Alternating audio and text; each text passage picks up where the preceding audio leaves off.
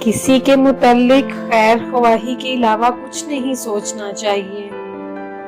سست اور کاہل آدمی سے دور رہنا بہتر ہے۔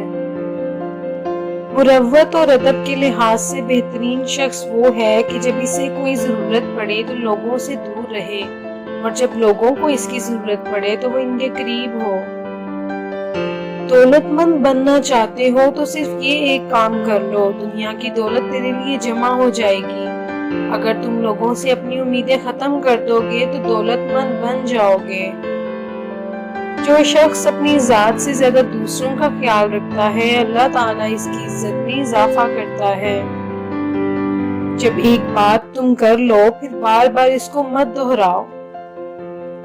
حکمت کی بات اگر احمق کے سامنے کرے گا تو وہ تیری بات کو جھوٹ سمجھے گا۔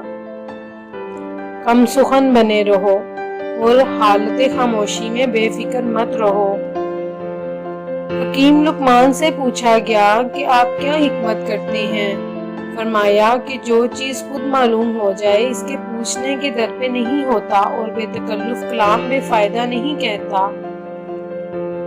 جو شخص امانت میں خیانت کا تدارک نہ کرے گا اس کا انجام خطرناک ہے۔ یاد رکھو کہ کوئی بھی چیز تیرے نزدیک حصول آخرت سے زیادہ محبوب نہ ہو۔ رات کے وقت آہستگی اور نرمی سے بات کیا کرو۔ تیرا غصہ تیرے دشمن سے بھی بڑا دشمن ہے۔